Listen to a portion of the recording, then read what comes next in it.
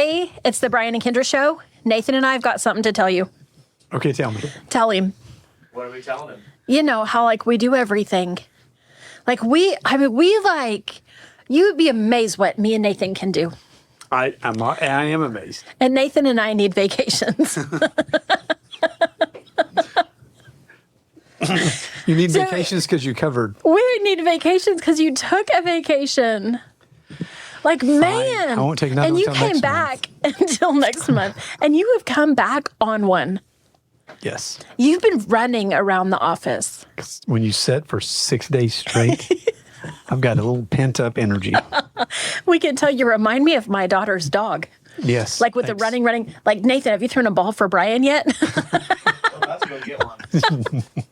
Yes. Okay, so we were talking about, I kind of actually interrupted Nathan, not to be mean, but because I was like, we got to get going because we got work to do. Yes. Okay, so let's talk about that real fast. People keep, Yikes. yikes. People keep asking me what the market is doing. And they're like, hey, is anything selling? And I'm like, oh, yes. In fact, things are definitely selling. Did you get a chance to kind of look at anything when you were? I did. Port Aransas, Texas, and Corpus Christi, and all those places down there. Interesting pricing down there. Like, I thought, this stuff's would be so crazy high. Nobody will be able to afford any of this stuff.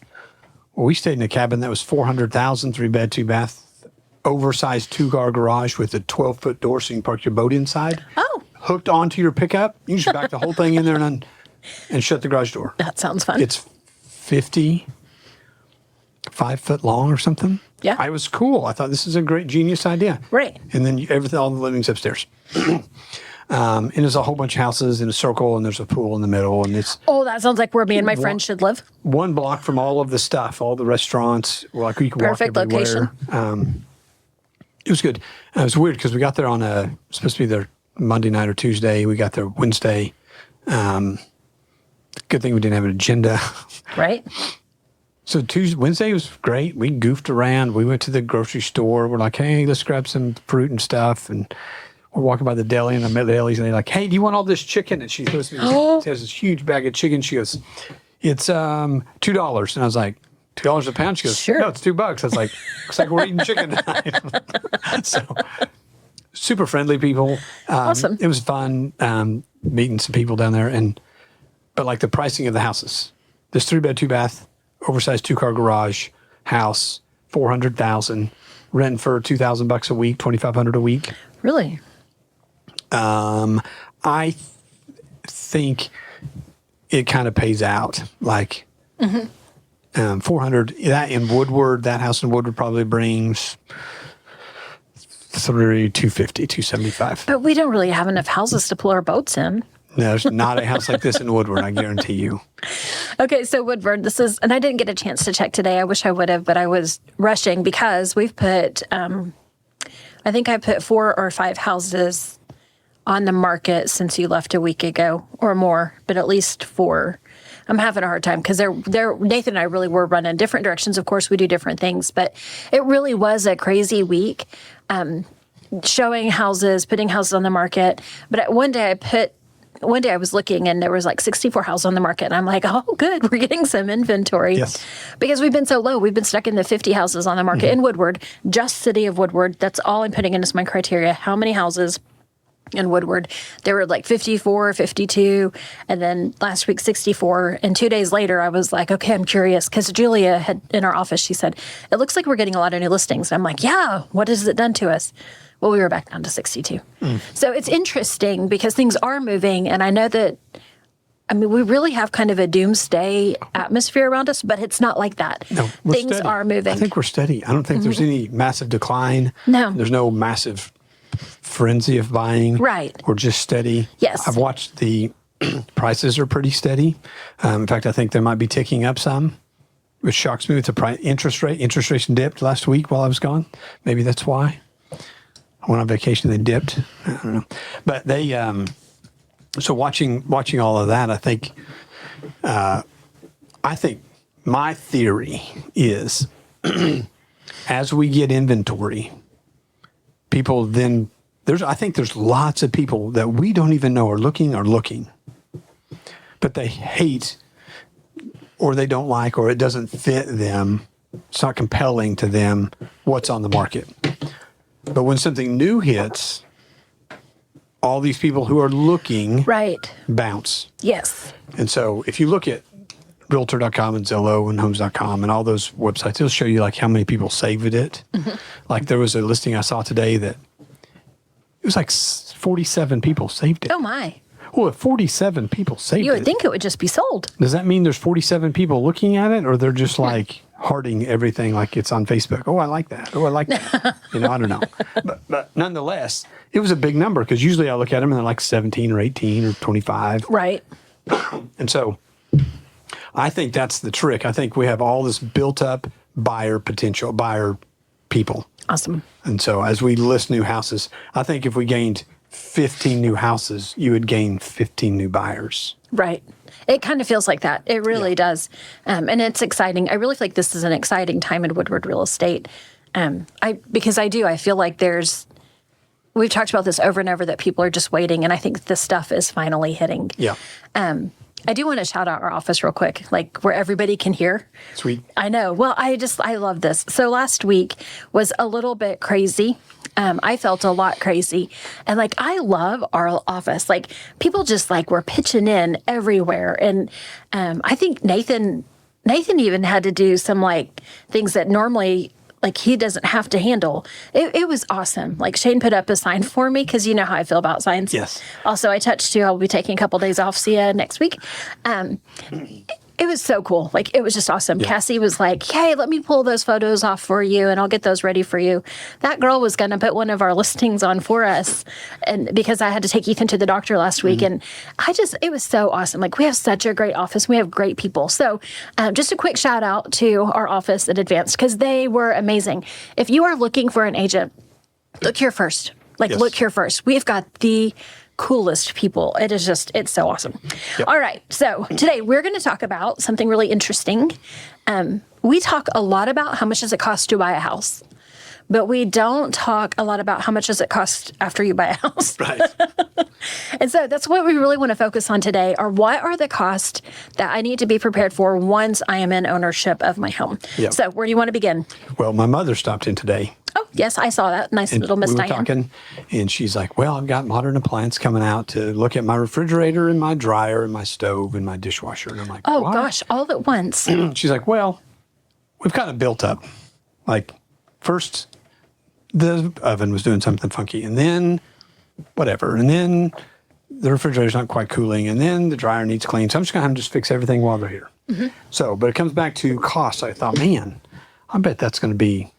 It's a 40-minute drive. They pay for that. Sure. And then it's a service call at whatever it is an hour, $2 million an hour.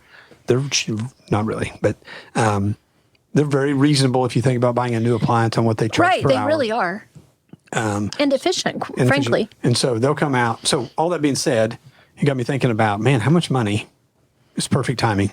How much money does it cost to own a house after you own it? Right. So that's where we're at. So I think one of the things that we miss a lot is just basic home maintenance. It's like owning your car. Oh, man. You have to change the oil. You got to change the filters. You got to rotate the air in the tires. Not really. But it feels a little bit different. Like, because whenever I take my car down to, where is that place? To High Plains Tire to rotate my tires. Like, I just go, I drop it off. They call me in 20 minutes and it's written. I'm not really exaggerating. A lot of times that's how fast they get it done. If I need an oil change, I drive into wherever that place is that, okay, I don't do it anymore. Chuck does it, but he drives it in. They change the oil. We're done. Boom. It's easy. And it's not quite so simple with my house. And I don't really know what to expect with cost. Right. So I think this is super, super valuable and timely. Yeah. So when I got home last night from vacation at 11:45, my air conditioner was dead. Oh, that's happened to me too. And so, but I knew what the problem was. And but I need to call somebody to go to fix it. Like it needs to be serviced. It's right. It cools dirty or something. The drip pan's filling up and the emergency shutoff's killing it and blah. So shot back, suck all the water out. But so that being said, yes, go ahead. I think all that being said, well, as soon as you bought your house on Meadowview, this reminds me. We tell the story all the time, but I think it's because it's so important. And even in the minute, like it was a little stressful, but like I didn't panic. And I think that's because of what we do. Like I see this all the time. So I bought my house, like closed on it like October, I guess.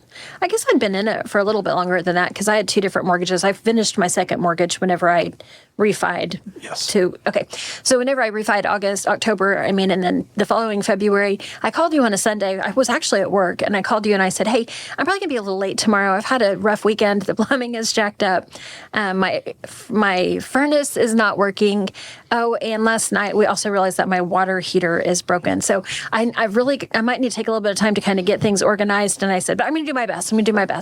I didn't know what I was worried about was how in the world am I gonna shower? That's what I was worried about. Okay. Thankfully I had a gym membership. So you're like, oh, okay, you were cool about it. So the next morning I called and I said, okay, well, I was on time, but now I'm late because I'm stuck in the garage. My garage door broke. So I was able to Google and fix my garage door really quick. I got me right back out of there. And I did have to replace my water heater immediately. It really was dead. Mm-hmm. But we were able to find someone to help me, and they Band-Aided my furnace to get me through a couple more months. I didn't have to replace it until April, which was awesome. And the plumbing ended up, actually, at that point, I think it was, I hate to even say it, on the city side. And they came and they did their part. And it took a couple of tries, but we finally got it all. So I say that because I think sometimes when somebody moves in and that happens, I think, oh, we got the worst house ever. You didn't. You just have the worst luck ever. But really what happened was everything was about the same. Oh, gosh, I'm just being very loud. Poor Nathan and his earphones. I'm not going to pick that up again, I promise. I'm really sorry. What happened was everything was about the same age, and so it all just broke at the same time. Right. And so that happens, and it's okay. What would have been smart would be for me to have been a little bit more prepared. Well, that's very unusual. But sometimes you can't. How do you prepare for? Well, I don't know how you prepare for all of it in one weekend. But, in my mind, I knew that my central heating and air units were original. Like, I knew that those were 1975. There was no doubt in my mind. I honestly had not thought about the water heater. Like, that really surprised me. Yeah. And the plumbing was just disappointing. Yeah. So what's funny is this weekend I read a book as well because I had so much to do. You did have some time. I did. Psychology of Money. Oh, yeah. But then I made the choice. Whatever. That sounds fun. And it was talking about this exact same thing. Yeah. That most people don't wrap their brain around budgeting for these expenses. So how much would you budget? So real quick, the maintenance part. Things that I could do differently. Well, I couldn't because I hadn't owned the house long enough. But making sure, and in fact, I think this is why the furnace lived so long. I guarantee you that was serviced every single year. Yes. I'm sure that the previous homeowner really maintained it very well. Mm-hmm. And that's why it lasted from 2015 to 1975 to 2019. Yep. So maintenance, you've got to make sure that you keep those things serviced. We talked about this all the time, but we mean it. Service your air conditioner and your furnace. Call the people and they'll come do it, or learn how to do it on your own. A lot of that you can do on your own. Yes. Okay. So second to that, how much should I be saving? Because at some point I'm going to have a big repair or replacement. Right. So I think it's, so this book I was reading, it said they put 5% back, which is a lot. That doesn't even make sense. Like, that's a lot of money. Must be a big house. Or an expensive, like a swimming pool. Right. I think it had a lot more to it. So on the average house in Woodward's $175,000. I think if you had 1% a year, $1,750. Sure. So I would save that back for the big things. Mm-hmm. And then I think if you had, I think if you had done that for 2 or 3 years in a row and you had $5,000 or $6,000 saved up, I think you don't have to continue doing that, but you're going to. Sure. I would want to make sure you had close to that. Well, I think actually I would go further with it because once it's time to replace that roof, you don't really, we kind of can estimate a little bit, maybe what our insurance might pay. But sometimes the policies change and we don't even recognize it. We've talked about that before. Right now, my tiny house, that roof is full coverage, but in a few years that might fall off because age happens. Yes. And so, I kind of think I even want to pay more attention to a little bit more savings to be ready for not just the heating unit, but also what if I have the heating unit and the roof in the same year? Right, exactly. So I don't think it hurts to be a little over prepared, but I also here again, I know we're saying this is like what we really pie in the sky or whatever they say. Right. Because sometimes it happens all at the same time. and you don't have a year to save. Right. When it comes back to But- your budget and your family situation, like I have a huge line of credit. So if Right. my air conditioner quit, I just go buy a new one and put it in. Right, you don't think whether I have twice the about money it. or not. Because I can just move money through my line of credit. Now, I had to be creative. I had to sell a kid. Yeah. Just kidding. kid, It was a car. and so when you get to that position, so I've known some people that they live very tight month to month budget, and if a air conditioner or heater went out, I'm not sure they could borrow the money. I'm not sure they could have friends or family loan them the money. I'm not sure Right. they would have any help. It's just going to be dead.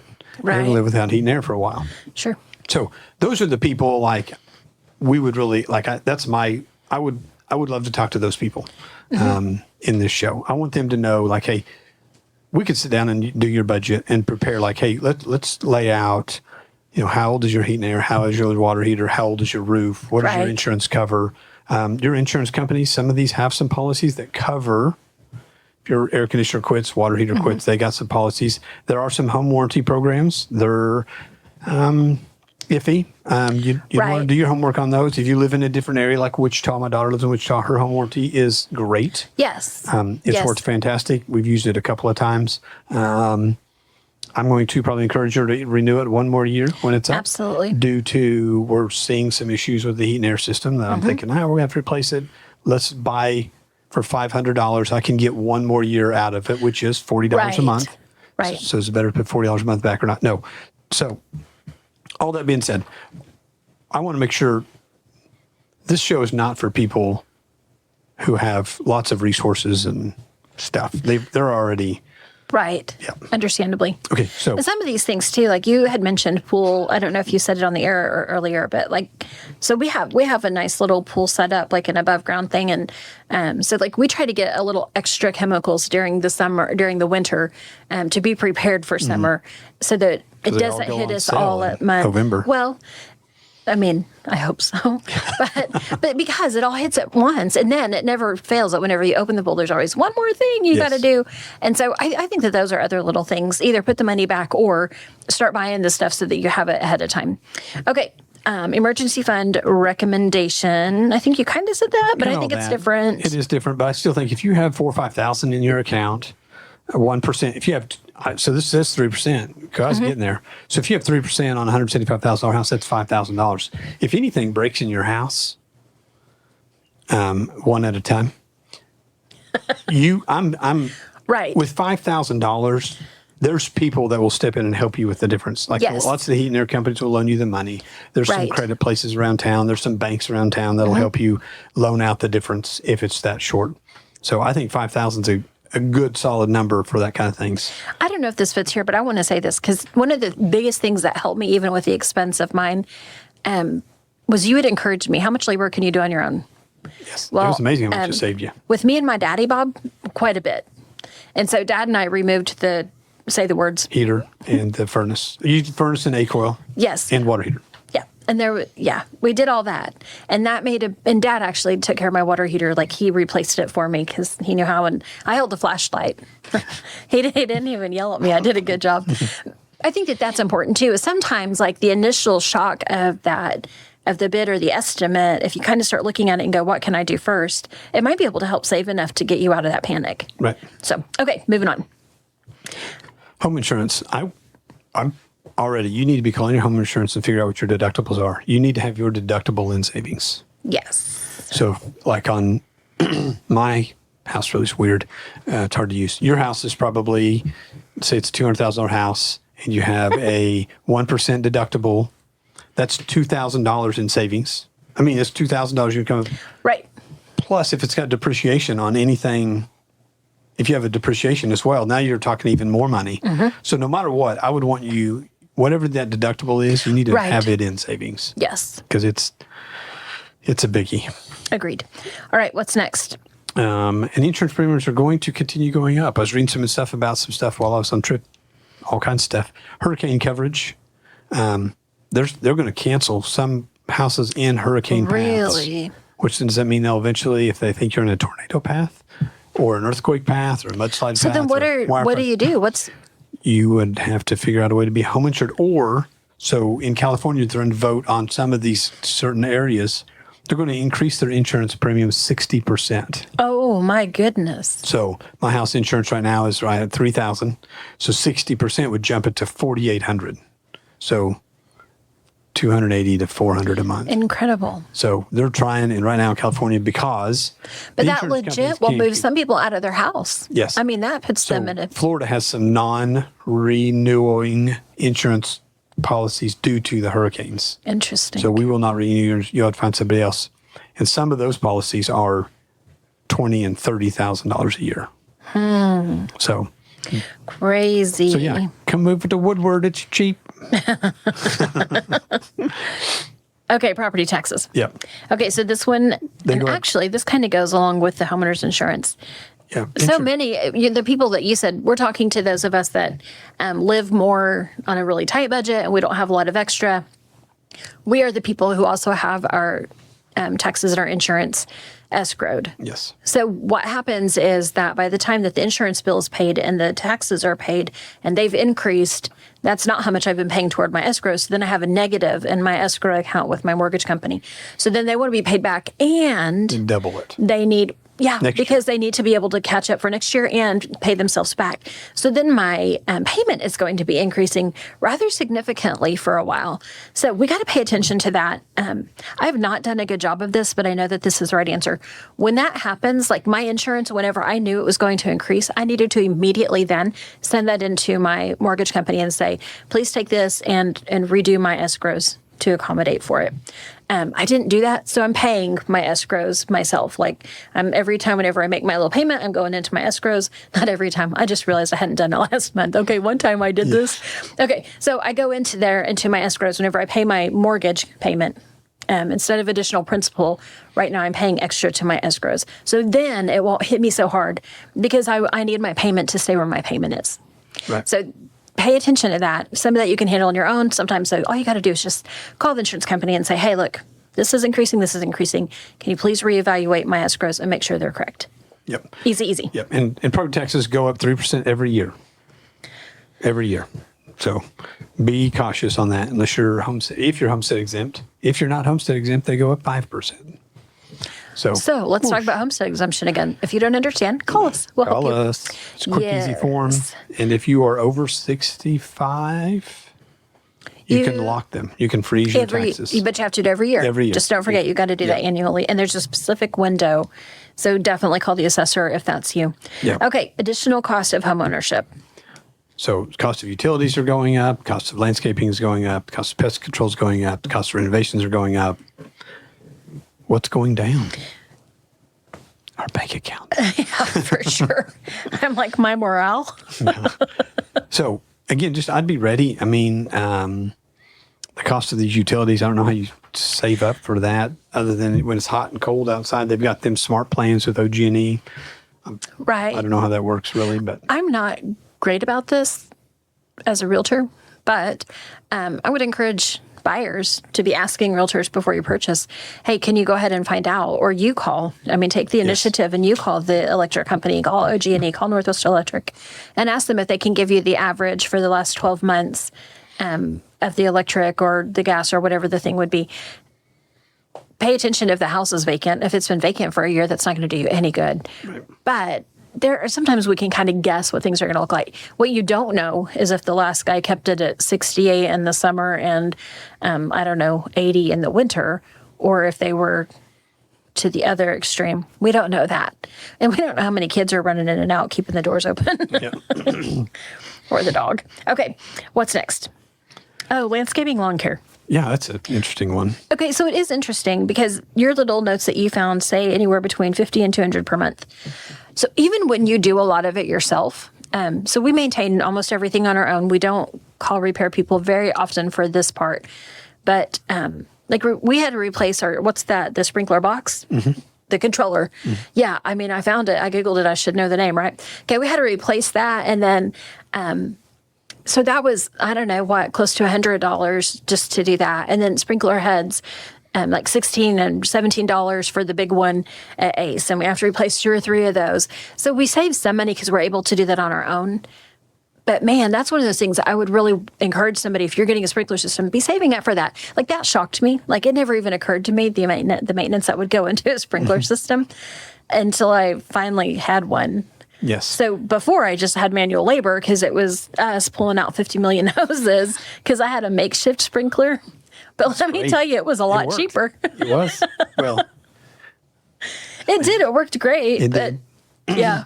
the amount of hoses you have to buy every year and fittings. Oh, the yard wasn't that big. Well, I didn't have to buy them every year. So that's why it was cheaper, because like it was really expensive the first year.